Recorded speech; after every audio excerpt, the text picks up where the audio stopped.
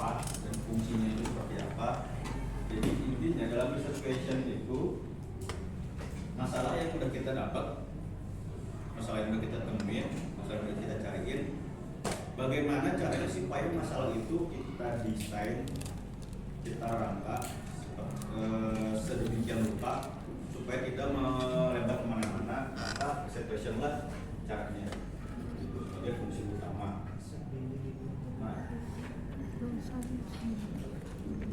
Nah, tentu untuk membuat suatu research question itu nggak sembarangan, tidak asal-asalan, nggak asal tahu, karena ada kriteria atau ya mungkin ciri-ciri lah referensi tertentu untuk research question supaya penelitian kita ini bisa dimengerti oleh orang lain, gitu kan? Karena seringkali ya mungkin teman-teman kalau misalkan tugas semester kemarin bikin artikel ilmiah kan, ya. Coba baca lagi penelitian kalian, ngerti nggak?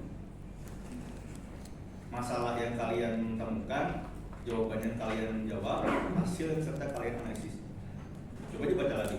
Mungkin ada beberapa yang masih kurang, yang masih penelitian orang, tugas orang serta hati gitu kan.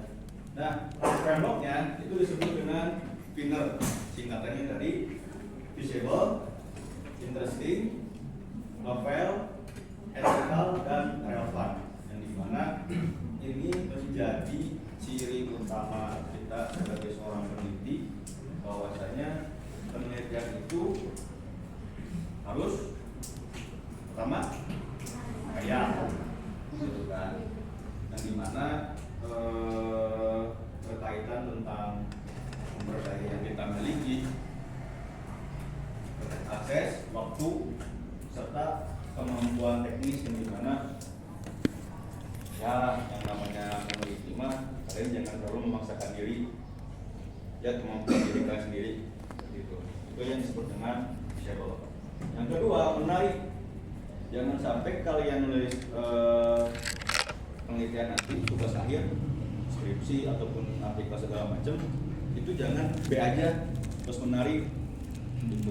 Karena biasanya yang menarik itu adalah dia memiliki perbedaan dari penelitian yang lain gitu. Nah, seringkali permasalahan pengalaman pribadi penelitian mahasiswa itu mereka meneliti yang sudah ada terus mereka teliti lagi. Nah, jangan seperti itu, karena itu jawabannya ada di novel kebaruan gitu. Nah, kebaruan itu biasanya nggak usah jauh-jauh.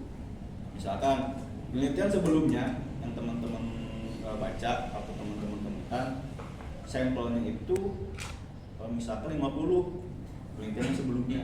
Nah, teman-teman pengen nih meneliti lagi topik yang sama, tapi bingung nih kebaruannya apa? Ya udah, antara sampelnya kita tambah, atau mungkin lokasinya kita ganti, gitu kan? Atau mungkin fokusnya kita ubah sedikit, nah itu kebaruan.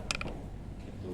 Jadi ya jangan sampai nanti tugas akhir kalian, entah itu nanti tugas artikel segala macam, melakukan hal yang udah sama, cari perbedaannya, karena itu kebaruan. Gitu.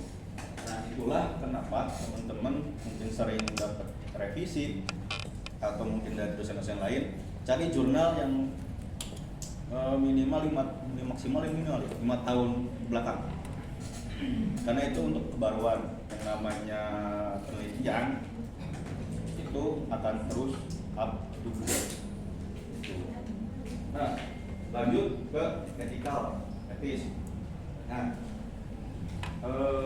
karena kita dalam ruang itu perpustakaan, memang kebanyakan penelitian kita itu sudah dipastikan secara norma, secara ya sikap itu udah etis gitu kan. Tapi perlu diingat juga, kalau diketahui bahwa namanya penelitian itu luas, permasalahan yang kita dapatkan itu pun luas, makanya perlu kita filter terlebih dahulu mana masalah yang itu etis kita teliti, mana masalah yang itu secara norma itu baik untuk masyarakat lain, maka itu menjadi poin penting dalam framework research question ethical. Nah, yang terakhir itu relevan. Tentu karena kalian mahasiswa IP-nya harus relevan sama perpustakaan. Jangan sampai kalian nanti perpustakaan intinya pertanyaan. Nah, oke. Sebelum lanjut, kemarin sudah saya masukkan juga buku-buku tentang teori di drive sama beserta metode-metode lainnya. Teori biasanya untuk di prodi sih, tapi di ilmu perpustakaan itu memang nggak sebanyak ilmu dan lain kayak komunikasi, kayak psikologi dan lain-lain. Nah, maka dari itu teman-teman tidak usah pusing, tidak usah bingung soal teori. Teori yang cocok itu kayak gimana, teori itu kayak gimana, teori itu apa aja di perpustakaan. Teman-teman jangan berpikiran bahwa teori itu harus di perpustakaan.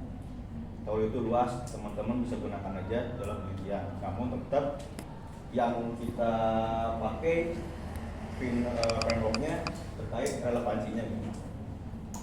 Nah, teman-teman di Innos tersebut teman-teman bisa baca ensiklopedia teori komunikasi. Itu ada ratusan, bahkan kalau dilihat dari beberapa referensi ada ribuan teori. Itu teman-teman baca aja. Itu yang bisa menjadi bekal teman-teman untuk nanti di tugas penugasan. Jadi sini karena perbedaan kualitas dan kuantitatif itu berada di teori. Kita kuantitatif berpegang pada teori, apapun kata teori.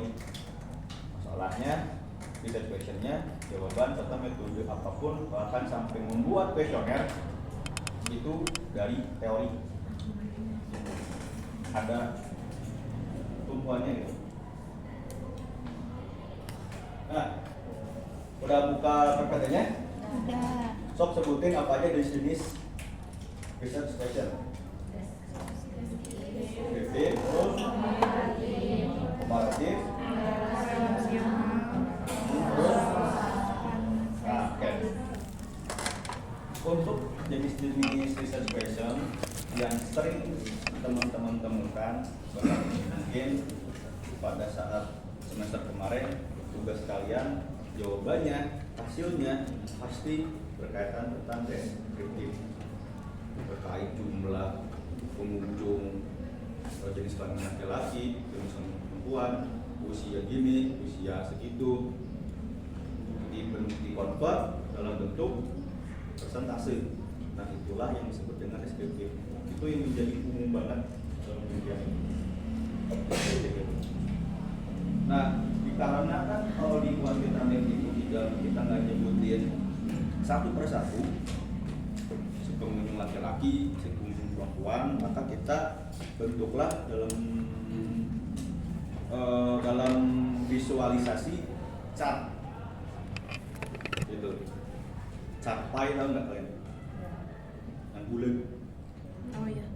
Nah, itu chart pie itu biasanya nanti akan teman-teman pakai, akan teman-teman gunakan sebagai bentuk deskriptif pengunjung, entah itu usia, entah itu jenis kelamin dan segala macam. Biasanya bakal dipakai itu teman-teman. Nah, terus yang kedua, komparatif, yaitu membandingkan nilai dari satu variabel yang sama pada dua atau lebih kelompok yang berbeda. Nah, di sini kita udah bermain pada aplikasi Express. Kita udah udah di tahap analisis lanjut, di mana kita akan melakukan uji tes dan uji ANOVA. Mungkin agak susah juga kita belum mengenalkan secara detailnya kayak gimana, tapi nanti akan kita coba praktekkan di SPSS. Jadi mangga teman-teman untuk instalisasi aja untuk masing-masing. Nah, komparatif ini itu mengenai, ini contohnya aja ya, sebagai kita ingin mengetahui perbedaan rata-rata buku. Ini aspeknya kita udah di perpustakaan ini. Perbedaan rata-rata buku yang dipinjam per semester, gitu kan, antara mahasiswa yang tinggal di asrama dengan mahasiswa yang di luar asrama. Nah, ada dua kelompok. Mungkin teman-teman bisa temukan sini. Kelompok yang pertama yaitu mengenai mahasiswa yang tinggal di asrama. yang kedua, mahasiswa yang tinggal di luar asrama. Nah, beginilah penelitian gitu yang tadi disebut sebelumnya terkait framework. Kita bisa meneliti hal kelompok aja gitu. Ini pun bisa menjadi titik kebaruan dalam suatu penelitian.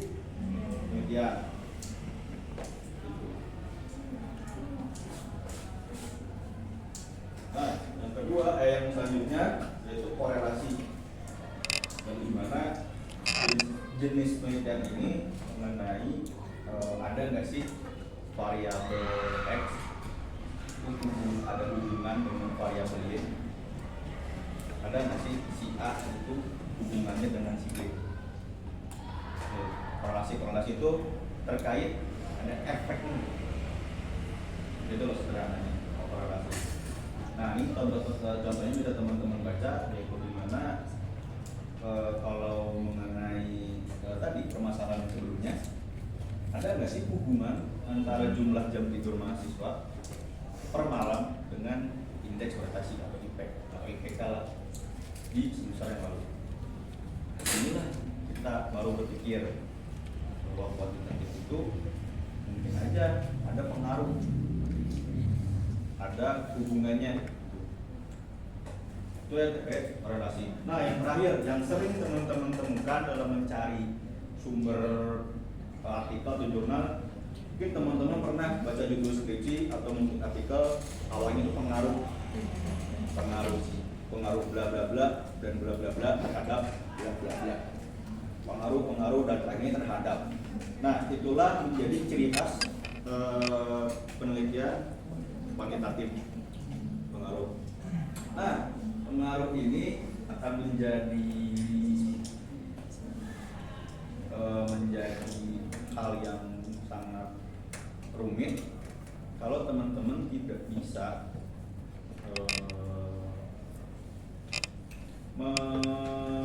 menjadikan suatu masalah itu sebagai variabel.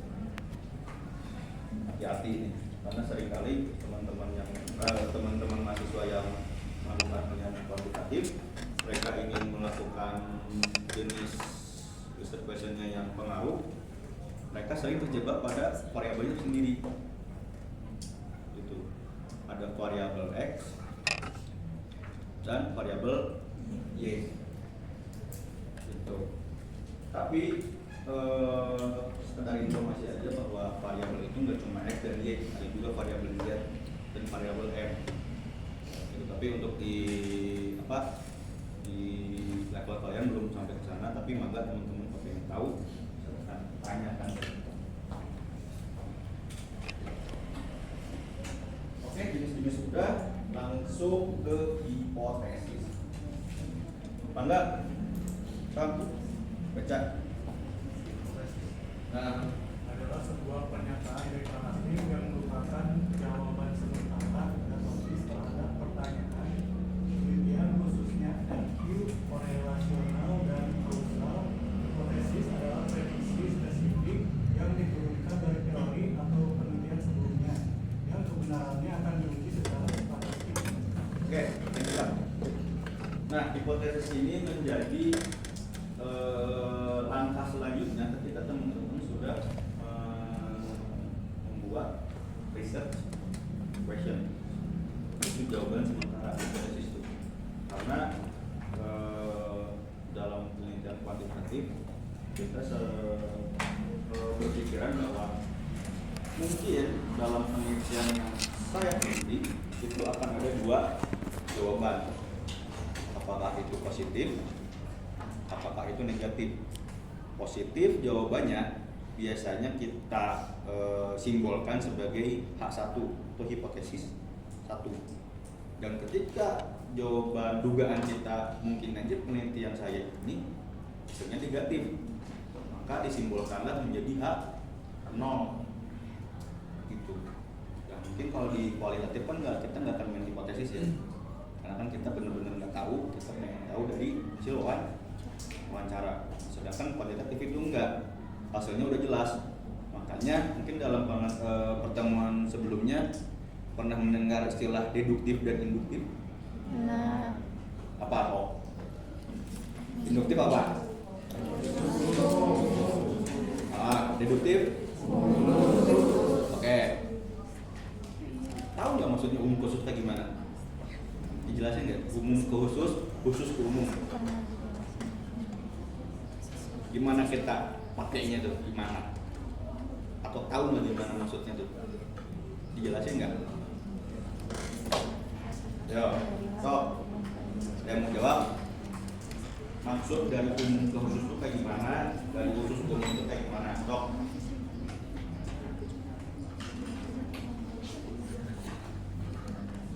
Yo. Sok.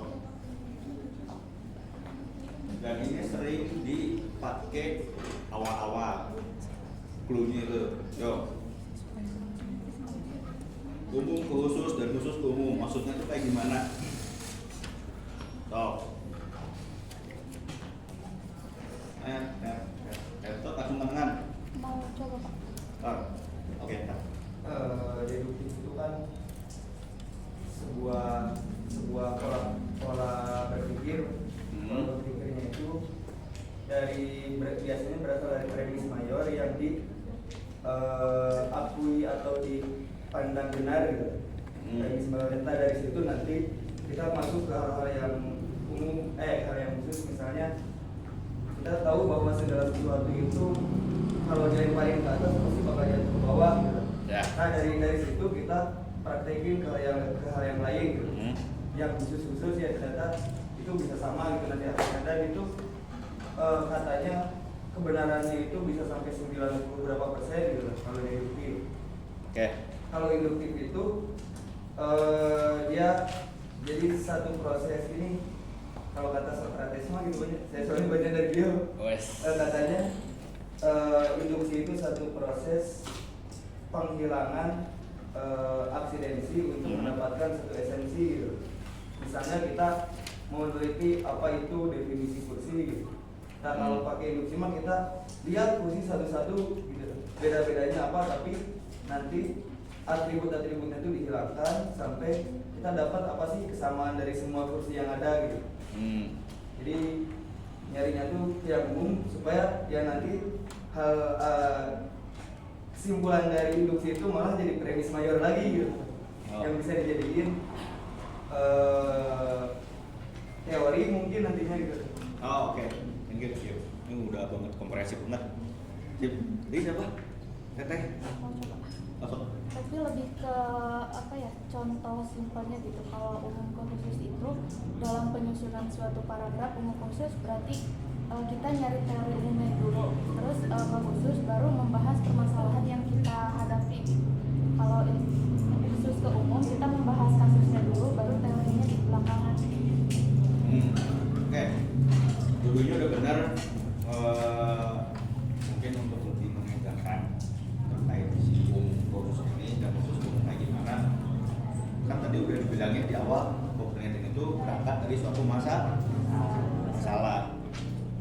mah tidak cukup di satu objek saja. Yang namanya umum, kalau kita melihat dari perspektif masalah itu kan entah itu dari segi nasional gitu kan, masalah tuh kalau kita lihat dari perspektif masalah dalam ruang lingkup lokasi misalkan ya, umum itu dalam segi ruang lingkup luas. Kita lihat tuh dari segi luas tuh masalahnya apa aja gitu. Nah barulah tahap demi tahap kita kerucutkan. Kita sudah membahas secara umum ruang lingkup secara nasional, baru nih oke deh kita udah dapet si masalahnya, bahas lagi, kerucutkan masalah dalam ruang lingkup misalkan kota atau kabupaten. Pasti dalam kota kabupaten itu ada masalah. Udah nih kita dapat masalahnya, udah dapat sumber-sumbernya, kerucutkan lagi gitu, dari nasional, kabupaten, kota, mungkin entah itu kecamatannya, entah itu desanya. Di situ mungkin ada masalah dan pasti ada masalah. Kita cari, kita bahas, kerucutkan lagi, baru di sini munculinlah teorinya. jelaskan masalah kita apa, ceritain. Itu yang disebut dengan umum ke khusus. Biasanya teman-teman kok pengen tahu di mana letak dari umum ke khusus, yang paling gampang itu di latar belakang. Mungkin ada teman-teman pasti akan menemukan dari berbagai sumber istilah piramida terbalik, gitu kan? Piramida terbalik itu yang kita pakai di metode kuantitatif. Kalau kualitatif itu beda, kebalikannya, dari yang khusus jelaskanlah dari khusus, baru umum bawah. Itu sederhananya mah kayak gitu. Jadi yang dimaksud dengan umum ke khusus umum itu sering kita temukan di latar belakang. Karena kan kita nggak ojol-ojol artikel tuh lihat bab 4, bab 5, takut hapus kan enggak. Kita lihat dulu bab 1-nya kayak gimana. Karena disitulah awal mula penelitian itu ada. Itu kan ada tadi udah bilang research question, masalah. Itu makanya teman-teman cari dulu si bab 1-nya, periksa apakah sudah menggambarkan apa yang teman-teman perlukan atau belum. Kalau di artikel mah paling gampang banget nih ya, tips triknya paling gampang di abstrak. Abstrak itu udah menjawab semuanya yang kita butuhkan, yang kita cari. Itu triknya ya. Kalau misalnya teman-teman nyari beberapa artikel di jurnal, coba aja periksa abstraknya, sudah menjawab belum yang teman-teman butuhkan. Itu. Cuma kalau mau lebih komprehensif lagi, entah itu baca di skripsi atau tesis atau disertasi, atau mungkin baca jurnalnya lebih baik, cari di bab 1-nya, latar belakang. Gitu. Itulah masalahnya. Nah, oke. Untuk hipotesis aman, hipotesis. Mungkin ada yang ditanyakan sebelum lanjut terkait research question, jenis-jenis hipotesis. Ada yang masih bingung? Oke, kalau nggak ada, kita lanjut. Nah, inilah variabel yang dimaksud sebelumnya, variabel X dan Y. Yang dimana variabel X itu adalah independen, dimana disitulah penyebab dalam suatu penelitian. Itu variabel X. Sedangkan variabel Y yang disebut sebagai dependent merupakan akibatnya, penyebab di awal, akibat di akhir. Gitu. Nah, untuk teman-teman triknya, kalau penelitian kuantitatif biasanya seringkali ada kata terhadap. Setelah kata terhadap, itulah variabel dependennya. Sebelum kata terhadap, disitulah variabel independennya. Gitu. Itu triknya biasanya. Cuma memang beberapa penelitian itu ada yang variabel X sampai 4, sampai 6, bahkan Y-nya pun bisa sampai 2. Karena cuma tergantung kompleksitas peneliti ya. Cuma untuk lebih memudahkan teman-teman, mana sih variabel X-nya, mana sih variabel Y-nya, lihat aja itu dulunya. Lihat kata terhadapnya.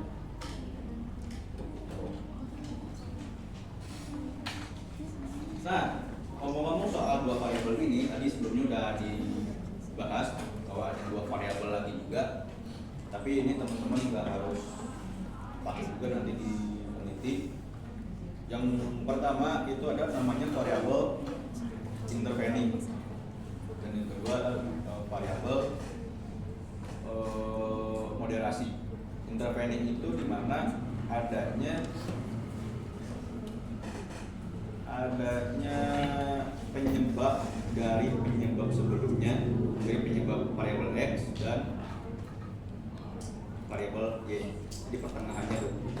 Karena kan gambarannya gini, kalau misalkan variabel X dan Y itu kan secara visualisasi itu anak panahnya X langsung ke Y nih, gitu kan, kalau dua variabel. Sedangkan kalau tiga variabel, misalkan tadi kita cantumkan variabel intervening atau variabel Z, itu letaknya di tengah-tengah. Gitu. Ini mah sharing aja teman-teman, nggak usah ini di tengah-tengah gitu variabel Z ini. Nah, di mana variabel Z ini muncullah permasalahan baru. Mungkin aja yang menyebabkan si hasil ini positif itu dikarenakan ada variabel Z. Gitu. Jadi kita meneliti suatu penyebab, penyebab itu ada penyebabnya lagi. Itu variabel Z. Sedangkan kalau variabel moderasi itu letaknya di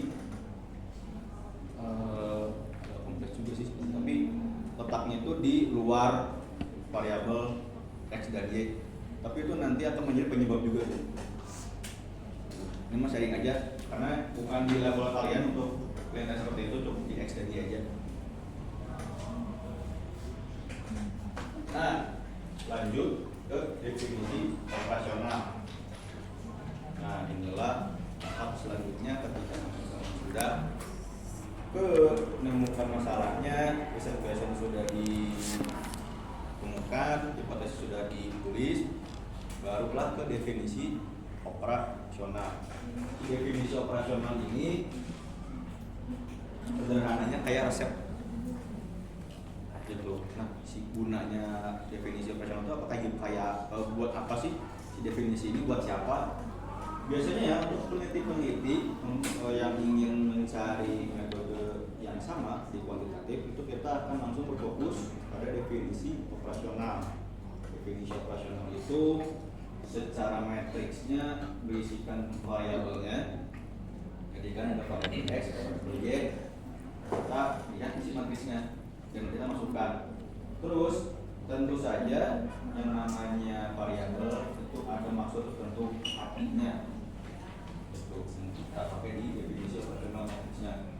Terus ada cara pengukurannya, gitu kan? Kita cantumin juga cara mengukurnya kayak gimana, serta skala data. Nah, skala data ini teman-teman bisa cari di ini di PPT yang pertama itu udah dijelasin, ada nominal, ordinal, berapa dan seterusnya. Jadi supaya jelas aja sebenarnya definisi operasional itu untuk penelitian kuantitatif. Nah, oke. Langsung ke contoh permasalahan aja. Yang tadi Bapak bilang bahwa teori dalam penelitian kuantitatif itu menjadi hal yang sangat penting, krusial. Kalau salah teori, udah kesimpulannya pun salah. Nah, contoh studi kasus dalam pertemuan ini, kita ingin meneliti suatu perusahaan di universitas.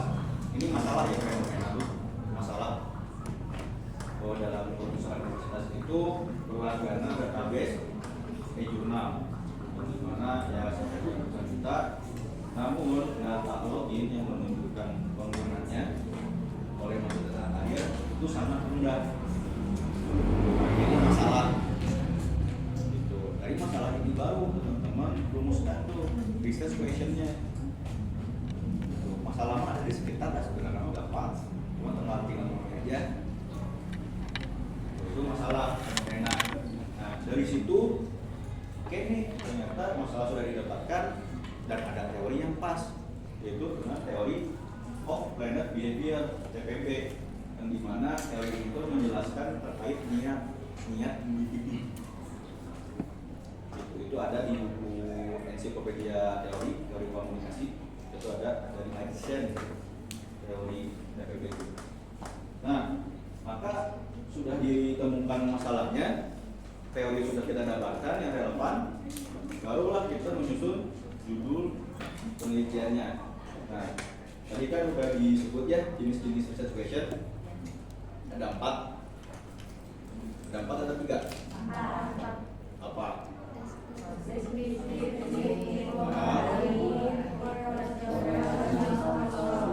Nah, oke. Nah, dari judul tersebut kita kepengen ngambil jenis research question yang tadi soal pengaruh, bahwasanya teori itu menjelaskan ada 3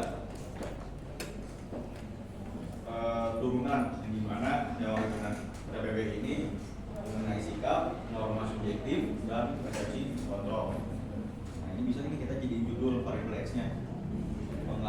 sikap norma subjektif X2 dan resepsi kontrol perilaku X3 terhadap niat. Y-nya itu niat. Ingat tadi triknya, kalau misalkan mengetahui X dan Y-nya itu periksanya ditata terhadap sesudah dan sebelumnya. Kalau sebelum itu X, variabel X, dan kalau sesudah itu variabel Y-nya. Itu triknya. Nah, oke, masalah sudah ditemukan, teori sudah didapatkan, buku sudah dibuat. Nah, inilah bentukan dari research question.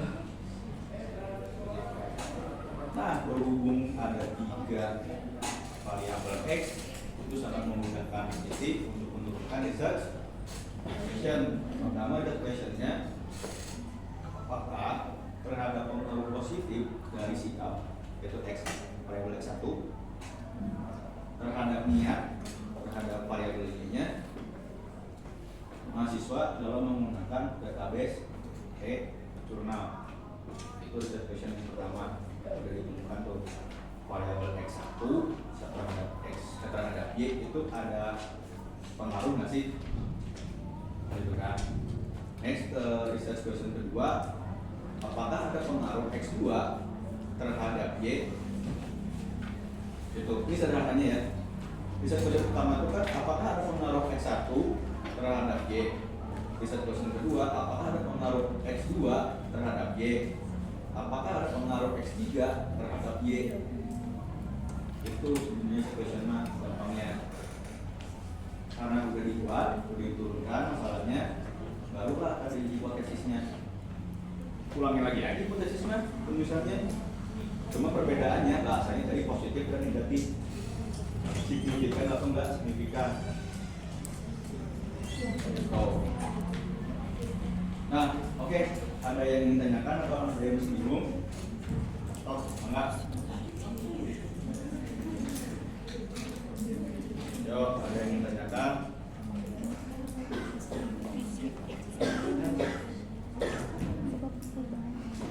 Ada yang masih bingung? Udah liar?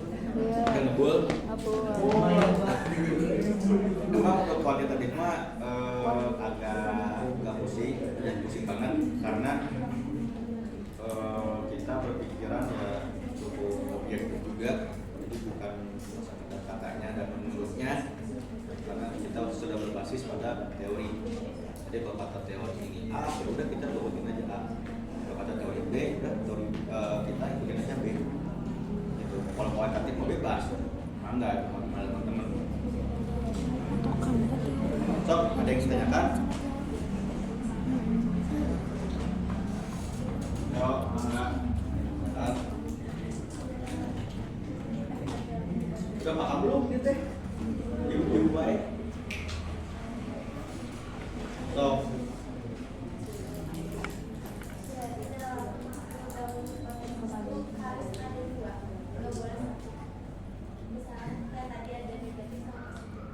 dua. Jadi kalau research passionnya sama ya, research passionnya itu ada 4. Udah kali aja ya. Kalau misalkan ada 6, itu udah kayak 2. Jelas, potensinya panjang.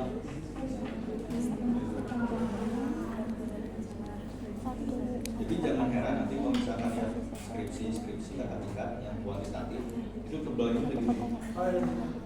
Karena memang banyak isinya tuh, lembaran itu penuh dengan kata-kata. Belum lagi nanti lampirannya kita harus nyantumin tuh tabel semuanya. Itu kalau ada skripsi ya, tapi kalau teman-teman artikel mah nggak akan gitu. Artikel. Kalau skripsi mah jujur ya, ini sharing-sharing aja. Skripsi itu dulu di S2 di segini ini skripsi tesis yang bagi sakit sedikit tebal itu, dan ini tuh harus dicetak untuk penguji 2, untuk pembimbing 2, untuk ketua sidang 1, 5. Kayak ini tebal segini harus 5. Itu kuantitatif. Kuantitatif kalau artikel mau sendiri. Ini saya aja kalau halamannya juga.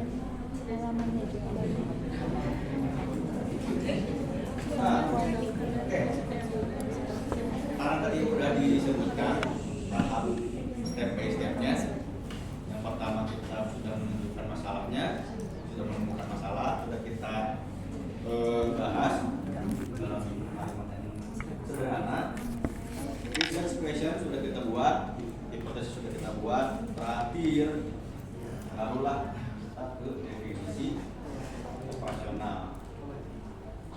Ini ada definisi operasional dalam bentuk matriks. Jelaskan lagi juga variabelnya apa, jelaskan lagi. Terus artinya apa, beserta referensinya, gitu kan? Jelasin matriks. Cara mengukurnya kayak gimana, jelasin lagi. Itulah kuantitatif. Jelasin lagi, jelasin lagi, gitu kan? Nah, terus item pertanyaannya jelasin apa aja. Misalkan teman-teman bikin 5 pertanyaan pada satu variabel, kita tulis tuh 5 pertanyaan dalam tabel. Kalau misalkan ada 10 pertanyaan atau 10 pernyataan dalam satu variabel, tulis tuh tabel. Makanya bisa jadi untuk teman-teman yang skripsinya kuantitatif, misalkan pernyataan itu banyak, mungkin satu tabel itu bisa 2 lembar, bahkan 3. So, banyak, penjabarannya banyak dan detail. Oke, karena